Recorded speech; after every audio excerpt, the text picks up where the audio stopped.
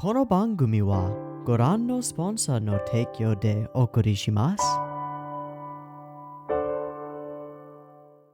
Alrighty, welcome everyone. I'm Teeaboo and I am here for Beastars, episode 5. While I was thinking about how I wanted to start this video off and sort of mulling over in my head the various things that have occurred in the last couple of episodes, I started to realize that our boy Legoshi has had the most insane week-ish. I don't exactly know how long it's been in universe, but let's say it's about a week, because that seems about right. Maybe it's 2 weeks, maybe it's a month, I don't know. Regardless, in the span of the time that we have known Legoshi, he has had, and I wrote all of this down because holy shit, he has had a close friend murdered by an unknown assailant. He has assaulted and almost murdered a rabbit girl, a tiny rabbit. He has become acquainted with the star and head honcho of the school, Louis. He has discovered that he kind of has the hots for said rabbit girl, and is incredibly confused about whether his attraction to her is entirely his carnivorous canine side, or just his masculinity and attraction to her. He has formed a very one-sided friendship with one gigantic tiger man named Bill. He has been recruited to fill a role in a stage play, something that our meek, unassuming wolf would never do on his own. He has discovered that Bill likes to snort some fucking rabbit blood because that's normal, and he has brutally beaten the shit out of Bill on said stage during said stage play in front of the entire school. That's a lot of stuff to happen real fast. Legoshi's gotta be reeling right now, and it didn't really hit me until I started thinking about it that, like, oh my god, this kid has been through a lot. Like, a lot. That's a problem. So, I mean, it's hard to imagine that the start of this episode is going to be anything but, like, aftermath, because everybody and their moms in the school, I mean, it's a school play, I'm assuming that there are probably parents around, probably, maybe not, I don't know. Everybody and their moms and their advisors and the newspaper club was all sitting there watching Legoshi totally break character, totally shatter the entire play, and absolutely beat the ever-loving fuck out of this gigantic tiger. But only Louis knows why. And Bill knows why. Bill knows what he did. But Louis knows why. So, I don't know how this is gonna play out. I don't know if there are gonna be repercussions. I don't know how that will work. Like, do teachers break this stuff up and, like, slap Legoshi on the wrist? Like, what is... I don't know. We had a crazy episode last episode, and I assume that a lot of this episode is going to be aftermath, and I almost just said before science, and am cringing preemptively. Let's find out, shall we? Let's go ahead and dive into this crazy, wacky world of animals and beating the shit out of each other during a stage play, and find out how the rest of the school maybe reacts to this whole situation unfolding, and what people think about Legoshi now that they've seen him not be so meek and unassuming. I don't know. Let's watch it. I've got episode 5 of Beastars up and ready to go. It's at 0 seconds. There will be 2 versions of this reaction video. You can find a picture-in-picture version with the video up there in the description, and a timer-based version up on YouTube. If you want to sync up your own copy of the episode with the timer-based version on YouTube, you're welcome to do so. Just get your copy ready, because the beep beep timer to count you down will be coming at you right about now. So not ready.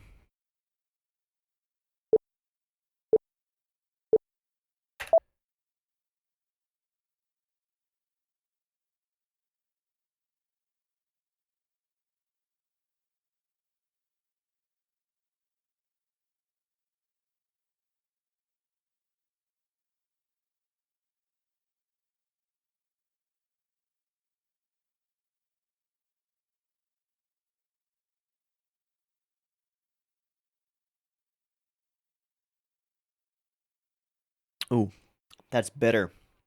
I let my tea steep for too long. Ugh. Just means it's strong.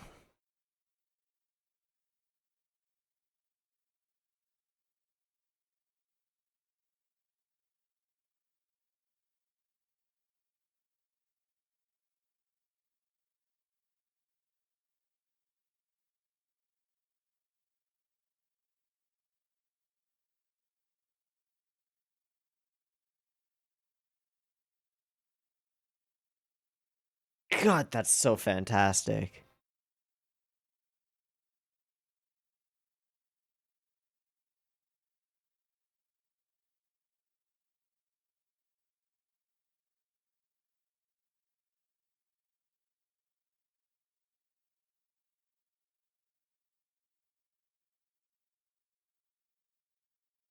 All right. Newspapers all over it. Uh-huh. Uh-huh. But how much of the story do they actually have?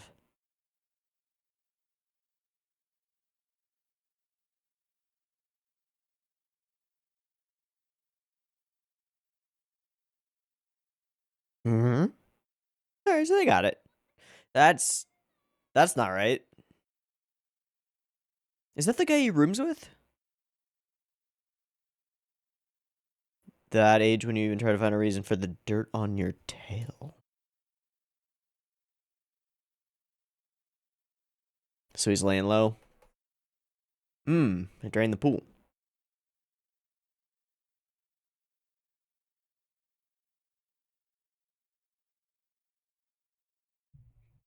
Yeah.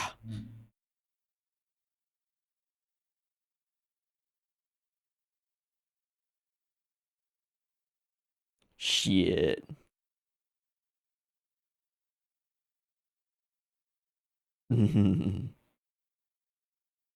The birth of a dark hero. Well, the sweat. Dogs don't sweat.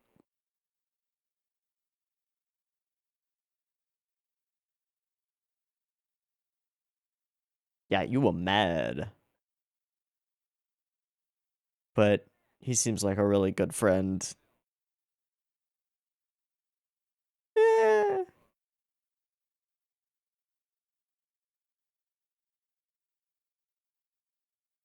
He covered.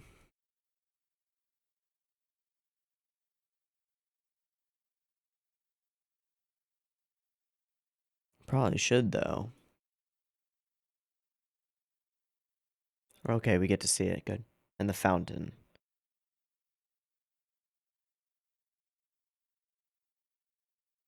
How about with this vial of rabbit blood?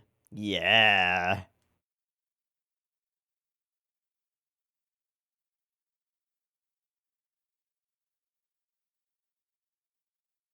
Oh, he holds Legoshi to a higher standard.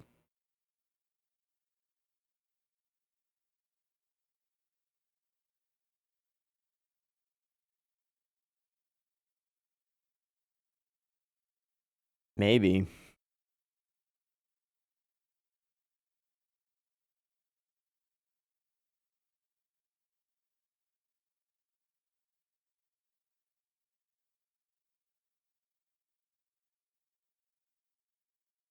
Who's behind him? Oh, the fan club? Or the newspaper. Both. Bit of both.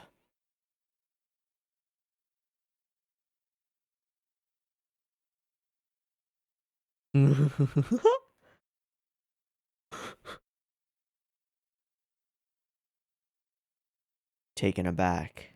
Yeah. And then it snaps back into character.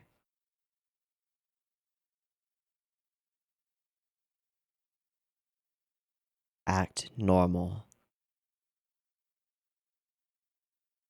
Play it off. And the show goes on. Nope, totally planned it. Nothing went off script there. Mm-hmm.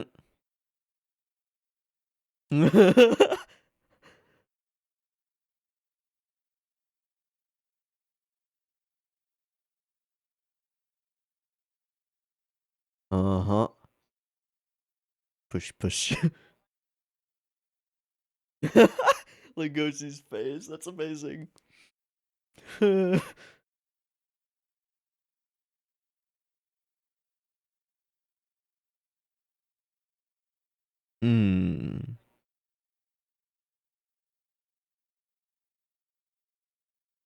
The power of good improv.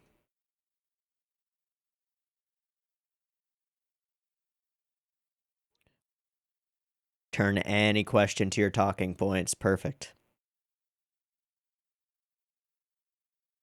be a damn good politician. Mm-hmm.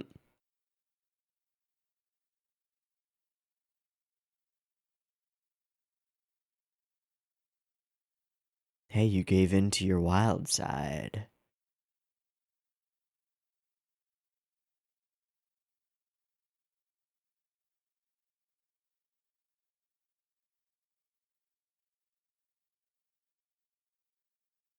Oh, sandwich. Yeah, you have to try. Nice.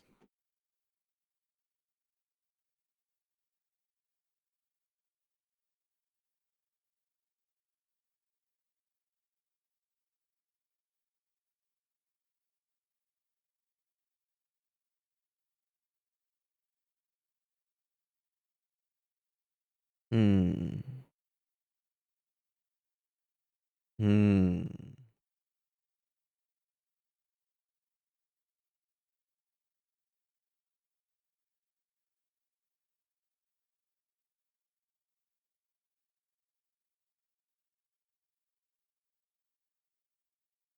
Hmm. Got a taste.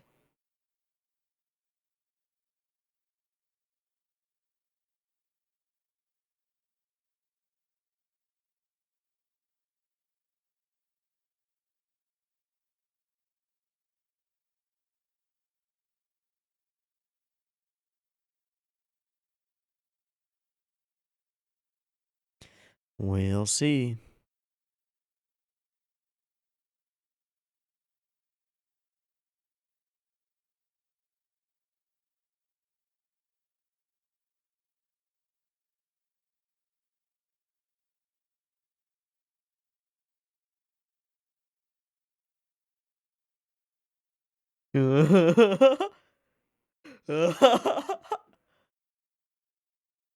Just stopped. Nope, nope, nope, nope, nope, nope, nope, nope, nope, nope. Stop talking, Jack. I don't want to hear about it. I don't want to talk about it.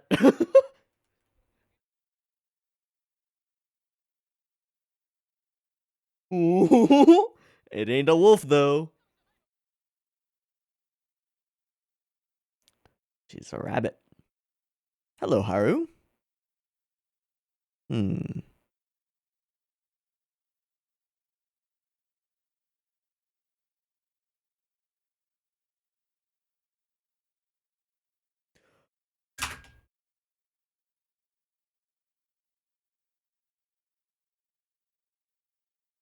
Oh, fuck.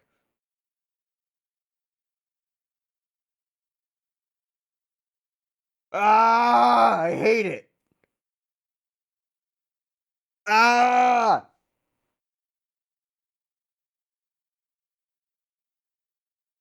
Fuck. That complicates things.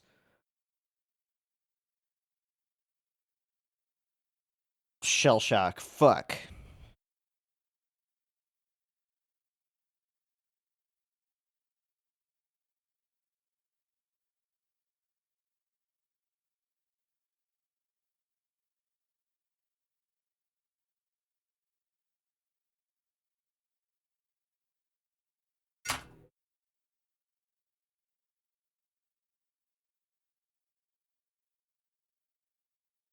I'm shook.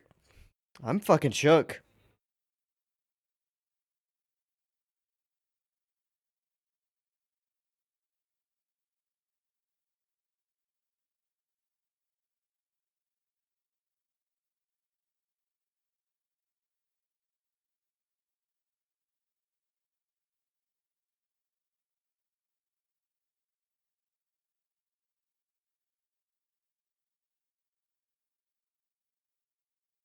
Hmm.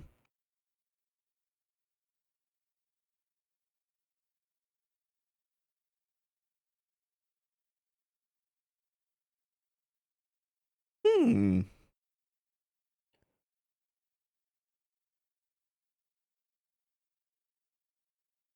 Ah, what a wondrous time.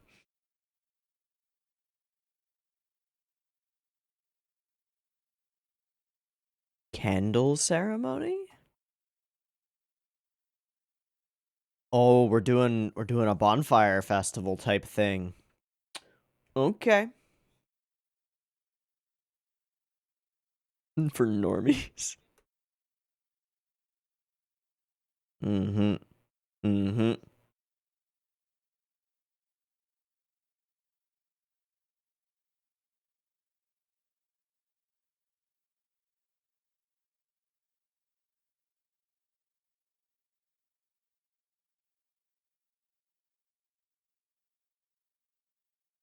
Legoshi's getting a bit of respect and a rep. A month? A month passes. Okay.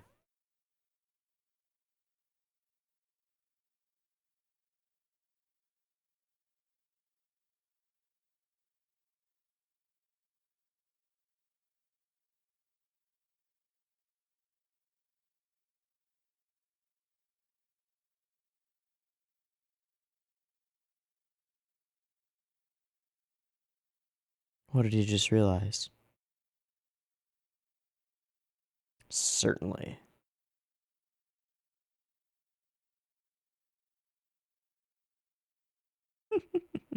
Oh. Wants to go see Haru? Maybe.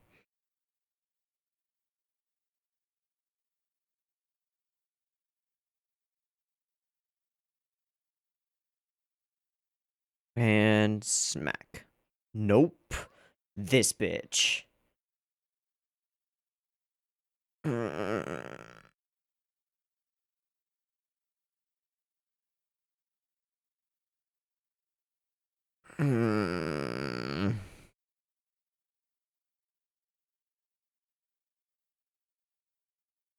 Legoshi incoming?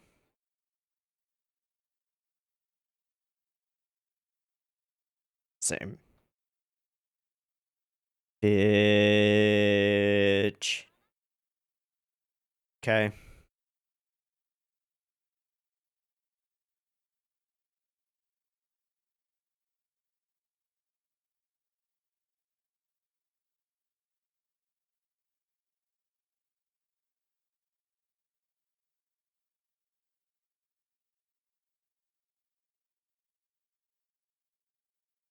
I think yours, bitch.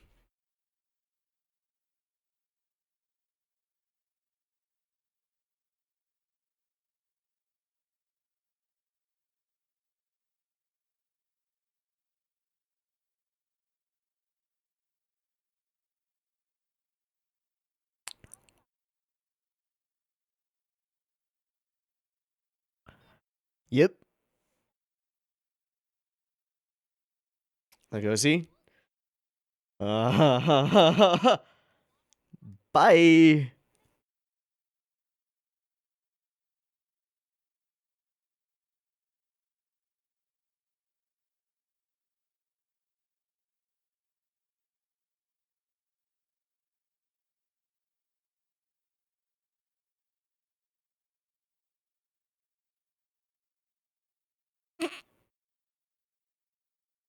That's right, you better run.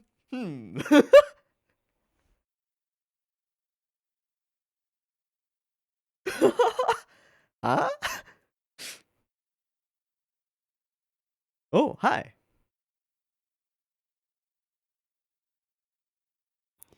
Yep. Don't eat her.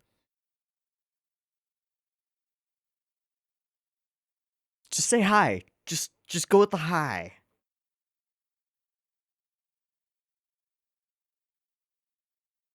Oh man. Oh man.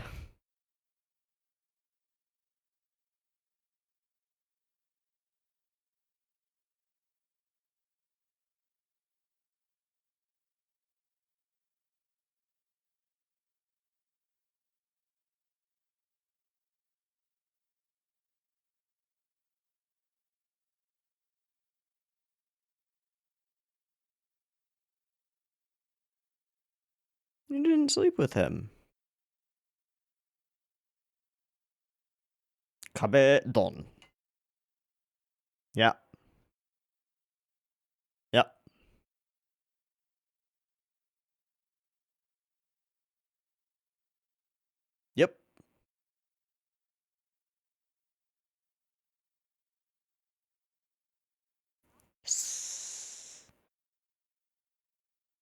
Yeah, weird, huh?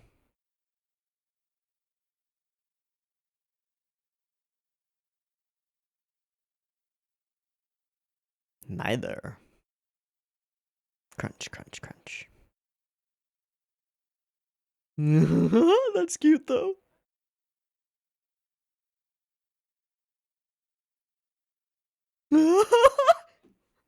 Oh, God. The secondhand embarrassment is too strong. You're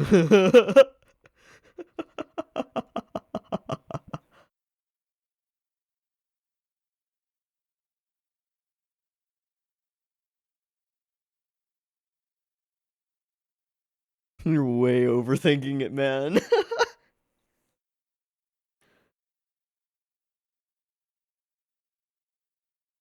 Is that a... Oh, what's in a name?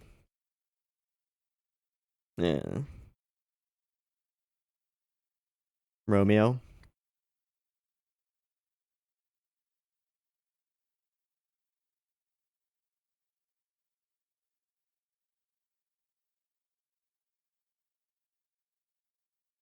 She's super fucking lonely. What's that weird leg twitch thing?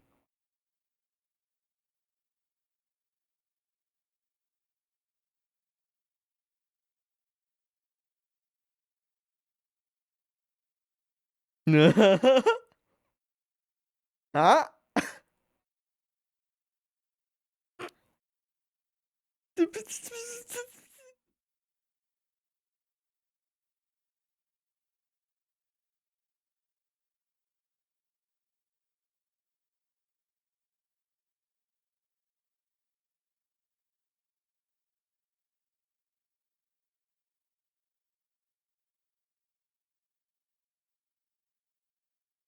Really saved me?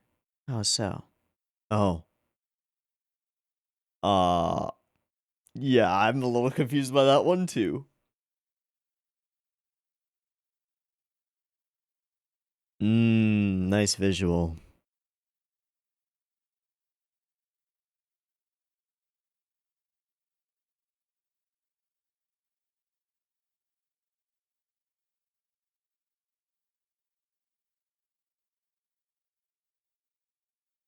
Oh, to bolt. Mm-hmm.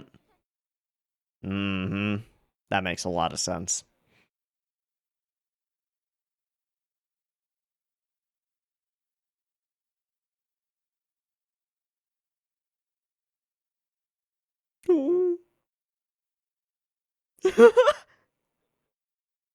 Yeah, cart before the horse.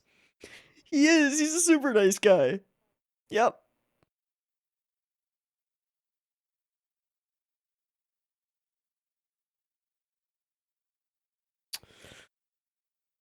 Just ask her name.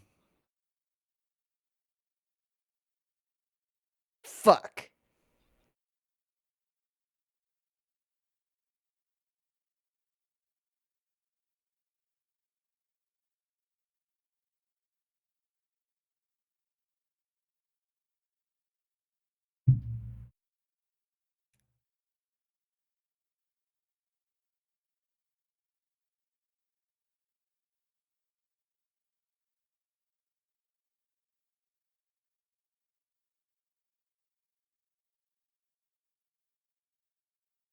That was the cutest thing I've ever seen. Okay, just kidding. This is the cutest thing I've ever seen. And an insert song. Mm-hmm.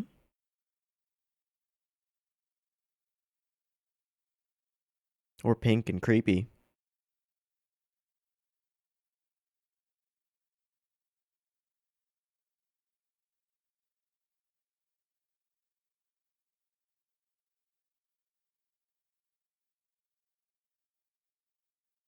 Got her name. Got her name. Got her name. Got her name.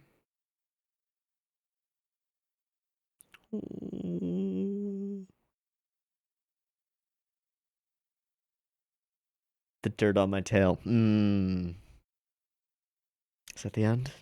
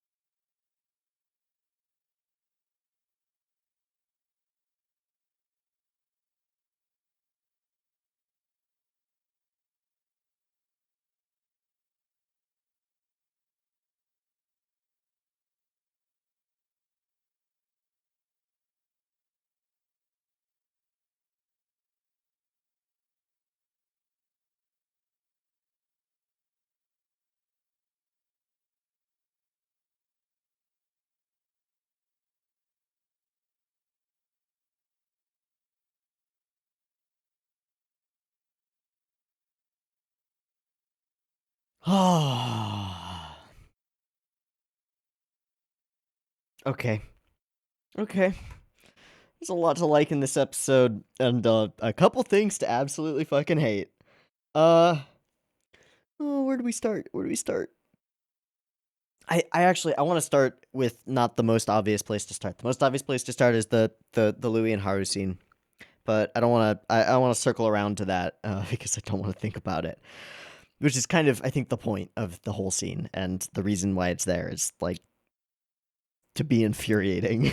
um, I want to start with the conversation between them and the chance that they get at dinner in the cafeteria.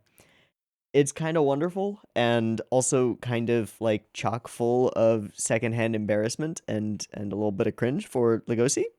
The incorporation of the twitch, the little rabbit leg twitch to bolt was so well done because it kept happening to the point where you're like, okay, what is this? What is going on here?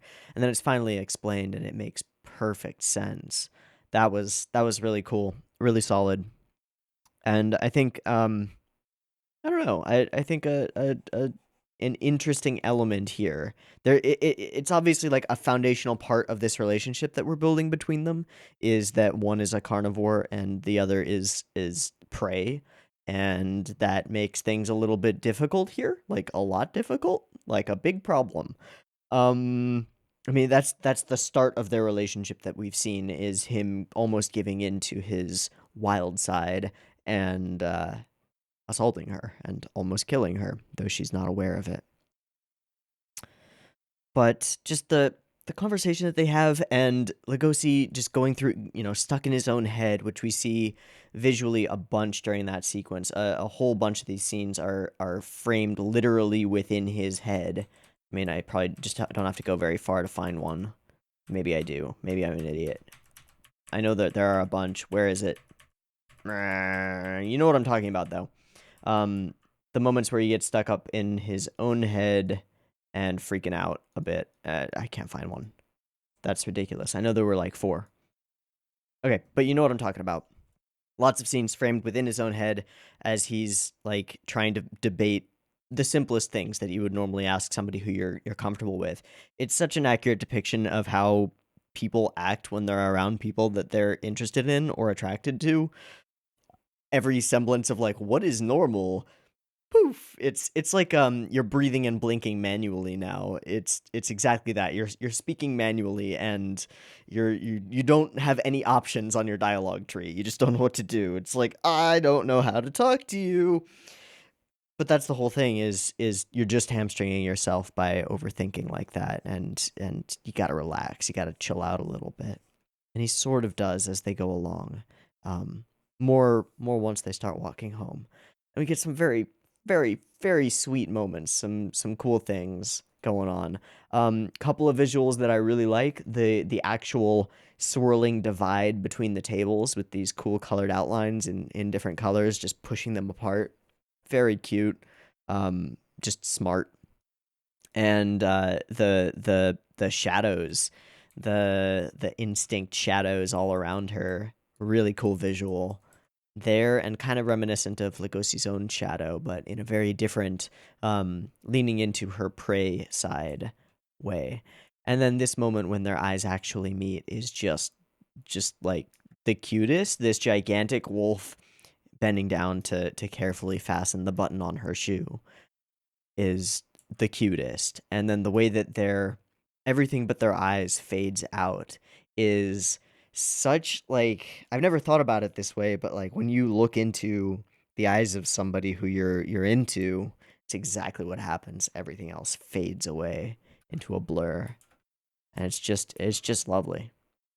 And then in his own head again. So there's one of these scenes, and these are peppered throughout the episode, but really great way of showing stuff. I don't know if anything like this, framing wise, was done in the manga. If you've read the manga, could you let me know if there are any sequences where similarly we frame things inside of Legoshi's head, or if that's sort of an anime only way that they're showing inner dialogue or inner monologue from him.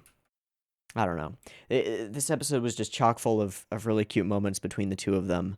And I really love the sequence where she just loses her cool against this bitch, because I fucking hate this bitch. And you know, we've seen the elements of her story and her boyfriend being really into Haru and all of that jazz. But yeah, good on him for breaking up with her if that's what happened here, because fuck her. Jesus.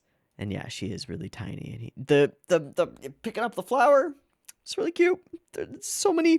Legoshi just deserves hugs. He deserves all of the hugs. He is such a good boy. Yeah. Okay. As expected, the school is reacting interestingly to this whole situation. Legoshi's making a good choice by laying low, and I have to say that I love the characterization of Jack, who I believe is one of his roommates. But I love his characterization as a friend who's, you know, kind of aware that there's more going on here, but doesn't want to pry, and is just sort of being there for Legoshi when nobody else is. That's pretty cool, man. You know, you're lucky to have a friend like that. They're really, really valuable, and it's important to have people like that around you. It's also interesting and important to have people like Louis who know how to play things off, and that's exactly what we see here. I find it interesting that he doesn't care too much about the blood doping. Or at least he says he doesn't. I think he cares a little more than he's letting on, but it's more that they ruined the play. That's his focus, and he's very tunnel visioned on the things that he does care about, and image and the vision of himself in the school. I assume because he's aiming for the title of Beastar, which we still don't really know that much about. It's interesting. It's an interesting characterization for him. But this moment where we see him falter just for a moment and pull back a little bit as the cameras flash, I think that's a great moment. He's still a person, still an animal, and he's not perfect, but he's damn good at acting the part. So he turns around and plays it all off. Yeah, we were totally planning to do all of this. This was all in the cards. We weren't going off script. We were changing the script. Mm-hmm. Mm-hmm. And then I sort of mentioned it while I was reacting to it, but there's something that you do or you learn to do as a public speaker, or somebody with improv training, or specifically I'm thinking public speaker or politician. You take any question, and if you go and watch any presidential debate, you'll see the candidates doing this to various degrees of success, whether just depending on their natural talent and their just eloquence as a speaker. You take any question that's asked of you or any point that's made by your opponent, and you start with it, and then you spiral away from it until you can talk about the things that you want to talk about. It's a deflection tactic to an extent, but it's also just a natural way of doing public speaking well, and getting across the talking points that you're trying to get across well. You'll also see it usually a lot less successfully in interviews where the person being interviewed has a specific set of talking points that they're trying to go for, and that's kind of what we see from Louis here. We see a pretty expert version of it where he takes the questions asked about what actually happened during the plaything and turns them into his own talking points about standing up for yourself and just like confidence and courage and all of that shit. And it ends up being wordy bullshit, but it sounds really good, and that's all that the people who are listening, all the reporters, really need to hear. And he is, I think, speaking directly to Legoshi throughout it. But he's also speaking to his own like points and desires that he's expressed before. When we talked briefly about the idea of having an herbivore play this traditionally carnivorous role in the play and wanting to show that to the audience and show that to the people, that somebody like him can step up. It's pretty interesting. So we don't really take a step back from where we were. We're still in this odd limbo for Legoshi, where he's gotten a taste of what it's like to act his nature, because he's been living against his own instincts for so long, and he's gotten a taste of what it's like. And at this point, we see it during his conversation with Jack out by the pool, wherever that is. Yeah. Yeah, I'm the only one. Yeah, the first time in my life that I felt like it wasn't enough. What did I write down? Yeah, I wish it could have stayed that way forever. That's something that I found really interesting here, because the realization that like it feels good to give into it and it feels good to act that way is terrifying for Legoshi. But he's gotten a taste of that freedom of not hamstringing himself, of not holding himself back. And he knows that he can't go back to the way things were. He can never be that same meek wolf again. He has to find some new equilibrium in himself that he's okay with, that allows him a little bit more freedom. I'm really interested in that. And specifically in the idea of like almost a nostalgic tilt to it, like almost a desire that, oh, I wish it could be simpler again, but it's not simple anymore. Now I have to think about who I want to be. Change in people is difficult. I mean, it's painful. I was talking about this yesterday in the first episodes of Symphogear G, but like to actually change in a meaningful way as a person means to disassemble yourself and disassemble your idea of self and reassemble it, reincorporating and incorporating new elements. And that's just, it's a painful process, especially when you end up actually going through and examining all of the elements that make you you, if you have the insight to do that. And I think that humans as a whole are terrible at insight, but we have flashes of moments that are often spurred on by major events in our lives, like Legoshi has just experienced in the last few days. We have flashes of moments where we can actually see ourselves relatively clearly in the mirror and determine whether we like what we see. And often we don't. Often we harbor a lot of self-hatred for lots of elements of ourselves.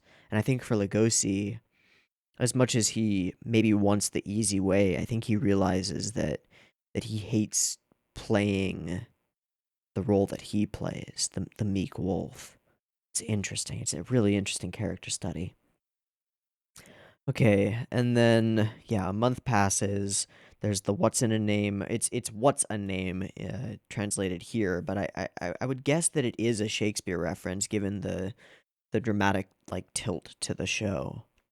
The reflex. A month passes. The Candle Fest. Yeah. So we've got this event that's coming up. I'm not sure if it's in a few days or a few weeks or what, but there's going to be a romance event coming, and that always piques my interest because it reminds me of like the festival in Araburu where there's an event that's going to occur where potentially somebody's going to confess to somebody else, and that sets the stage for drama and potentially melodrama with Legoshi, with Louis, with Haru. So gonna keep that in mind moving forward. I assume that something big is going to happen at the Candle Fest, or the candle thing during the festival. I think I've circled around it long enough. Louis and Haru. Man, I don't know what to feel about that. I mean, on one level, I shouldn't be surprised by it.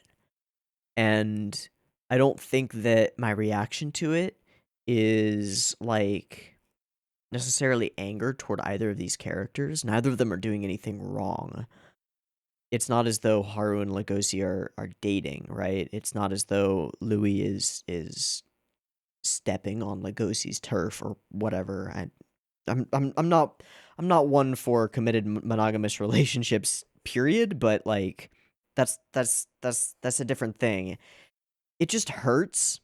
Um it just hurts because partly because of where it's placed in the episode. Like we just had the conversation with Jack where he mentions love and Legoshi freezes and sort of realizes to himself that he's, oh shit, I am into this girl. And we cut from there to Haru and Louis getting in bed together. It shouldn't be surprising, and to an extent it's not. I mean, at this point we can conjecture about reasons for things like why would she be into Louis? Well, why not? He's the idol of the school. Why would he be into her? Well, easy comfort, if you will. But it's just the the the pain of it. The pain of it. I mean, it takes me back to high school, you know? Get a crush on a girl and then some other guy starts going out with her. It's just it's crushing, very literally crushing.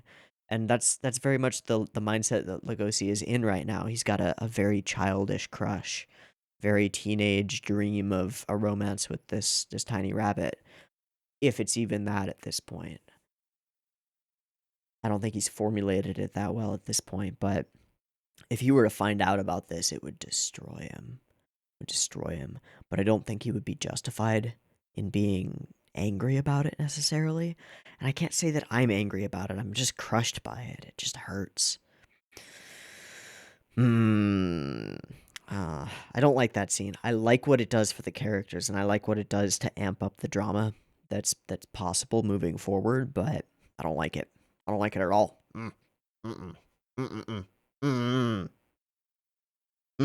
I just want my boy Legoshi to have a nice time and maybe have a quality first romance, but first romances are never quality. They always suck. They always suck. They're always the worst. Hell, love in general is the worst. It's also the best, but it's the worst. It makes us do stupid things and it makes us think stupid thoughts. I feel like something will come to a head during the candle thing because of how it was set up. But I don't know. I don't know. All right. Well, loving this show, loving the general direction. It was a lot more toned down in this episode because there wasn't a big ol' action scene or anything like that. A lot more simple shots, well composed, well put together, cute moments, fucking painful moments. Ah. It's kind of rare for a show to get under my skin like that, but this one has. It's just a testament to the writing quality and the presentation quality. It's just good. It's just good. All right, I think that's going to be my piece for this episode. We'll have to see how things play out over the next couple of episodes, but I am severely and seriously engaged in this show and looking forward to seeing where we go from here and how Legoshi finds that equilibrium as he's realizing that he needs to change and wants to. Anyway, I've been Teeaboo. This has been Beastars episode 5, 6, 5, 6, 5. Episode 5. I hope you've enjoyed it as much as I have, and I hope to catch you next week when we watch another one. See you there. Peace.